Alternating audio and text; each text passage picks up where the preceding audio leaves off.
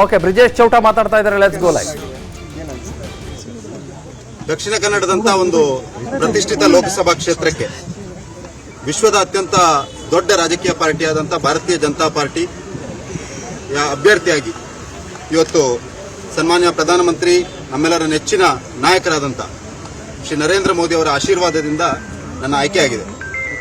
ನಾನು ಈ ಸಂದರ್ಭದಲ್ಲಿ ಸನ್ಮಾನ್ಯ ಪ್ರಧಾನಮಂತ್ರಿಗಳಾದ ಶ್ರೀ ನರೇಂದ್ರ ಮೋದಿ ಅವರಿಗೆ, ಸನ್ಮಾನ್ಯ ಗೃಹ ಸಚಿವರಾದಂಥ ಶ್ರೀ ಅಮಿತ್ ಶಾ ಅವರಿಗೆ, ಸನ್ಮಾನ್ಯ ರಾಷ್ಟ್ರೀಯ ಅಧ್ಯಕ್ಷರಾಗಿರುವಂಥ ಶ್ರೀ JP ನಡ್ಡಾ ಅವರಿಗೆ, ಸನ್ಮಾನ್ಯ ರಾಷ್ಟ್ರೀಯ ಸಂಘಟನಾ ಪ್ರಧಾನ ಕಾರ್ಯದರ್ಶಿಗಳಾಗಿರುವಂಥ ಶ್ರೀ BL ಸಂತೋಷ್ ಅವರಿಗೆ, ನಮ್ಮ ರಾಜ್ಯದ ಮೇರು ನಾಯಕ, ನಮ್ಮೆಲ್ಲರ ಮಾರ್ಗದರ್ಶಕರಾಗಿರುವಂಥ ಶ್ರೀ BS ಯಡಿಯೂರಪ್ಪನವರಿಗೆ, ನಮ್ಮ ರಾಜ್ಯದ ಅಧ್ಯಕ್ಷರು, ಯುವಕರ ಕಣ್ಮಣಿ ಆಗಿರುವಂಥ ಶ್ರೀ BY ವಿಜಯೇಂದ್ರ ಅವರಿಗೆ, ರಾಜ್ಯದ ಸಂಘಟನಾ ಪ್ರಧಾನ ಕಾರ್ಯದರ್ಶಿ ಆಗಿರುವ ಶ್ರೀ GV ರಾಜೇಶ್ ಅವರಿಗೆ ಮತ್ತು ನಮ್ಮ ಜಿಲ್ಲೆಯ ಬಿಜೆಪಿ ಅಧ್ಯಕ್ಷರಾದ ಶ್ರೀ ಸತೀಶ್ ಕುಂಪಲ ಅವರಿಗೆ, ನಮ್ಮ ಸನ್ಮಾನ್ಯ ಸಂಸದರಾಗಿರುವಂಥ ಶ್ರೀ ನಳಿನ್ ಕುಮಾರ್ ಕಟೀಲ್ ಅವರಿಗೆ, ಈ ಜಿಲ್ಲೆಯ ಶಾಸಕರುಗಳಾಗಿರುವಂಥ ಶ್ರೀ ಉಮಾನಾಥ್ ಕೋಟ್ಯಾನ್ ಅವರಿಗೆ, ಶ್ರೀ ರಾಜೇಶ್ ನಾಯಕ್ ಅವರಿಗೆ, ಶ್ರೀಮತಿ ಭಾಗೀರಥಿ ಮುರುಳ್ಳಿ ಅವರಿಗೆ, ಶ್ರೀ ಹರೀಶ್ ಪೂಂಜಾ ಅವರಿಗೆ, ಡಾಕ್ಟರ್ ಭರತ್ ಶೆಟ್ಟಿ ಅವರಿಗೆ, ಶ್ರೀ ವೇದವ್ಯಾಸ್ ಕಾಮತ್ ಅವರಿಗೆ ಮತ್ತು ಈ ಜಿಲ್ಲೆಯಿಂದ ವಿಧಾನ ಪರಿಷತ್ತಿಗೆ ಆಯ್ಕೆಯಾಗಿರುವಂಥ ಶ್ರೀ ಪ್ರತಾಪ್ ಸಿಂಹ ನಾಯಕರವರಿಗೆ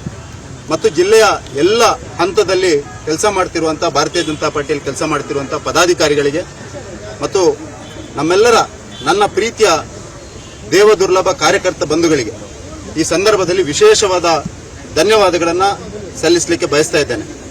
ಅದೇ ರೀತಿ ಈ ಜಿಲ್ಲೆಯಲ್ಲಿ ಹಲವಾರು ವರ್ಷಗಳಿಂದ ನಾವೊಂದು ವಿಚಾರ ಪರಿವಾರಕ್ಕೆ ಕೆಲಸ ಮಾಡ್ತಿರುವಂಥ ಎಲ್ಲ ವಿಚಾರ ಪರಿವಾರದ ಸಂಘ ಪರಿವಾರದ ಸಂಘಟನೆಯ ಎಲ್ಲ ಹಿರಿಯರುಗಳಿಗೆ, ಸ್ವಯಂ ಸೇವಕ ಬಂಧುಗಳಿಗೆ, ಕಾರ್ಯಕರ್ತರಿಗೆ ಈ ಸಂದರ್ಭದಲ್ಲಿ ಧನ್ಯವಾದಗಳನ್ನು ಸಲ್ಲಿಸಲಿಕ್ಕೆ ಬಯಸ್ತಾ ಇದ್ದೇನೆ.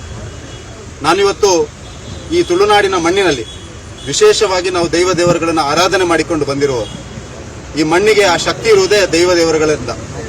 ಈ ಸಂದರ್ಭದಲ್ಲಿ ಈ ಮಣ್ಣಿಗೆ ವಿಶೇಷವಾಗಿ ಗೌರವವನ್ನು ಕೊಡ್ತಿರುವಂಥ ವ್ಯಕ್ತಿ ನಾನು.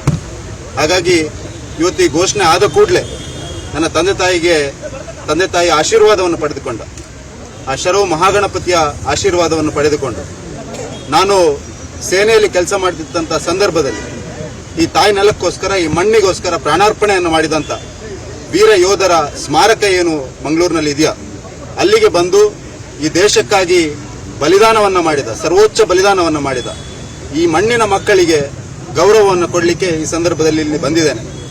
ಈ ಸಂದರ್ಭದಲ್ಲಿ ನಾನು ಇಷ್ಟು ಮಾತ್ರ ಹೇಳಲಿಕ್ಕೆ ಬಯಸ್ತಾ ಇದ್ದೇನೆ. ಈ ಅವಕಾಶವನ್ನು ಕಲ್ಪಿಸಿಕೊಟ್ಟ ಎಲ್ಲ ಹಿರಿಯರಿಗೆ ಮತ್ತು ಕಾರ್ಯಕರ್ತರಿಗೆ ನಾನು ಋಣಿಯಾಗಿದ್ದೇನೆ. ಹಿಂದುತ್ವವೇ ನನ್ನ ಬದ್ಧತೆ ಮತ್ತು ಅಭಿವೃದ್ಧಿಯೇ ಆದ್ಯತೆ.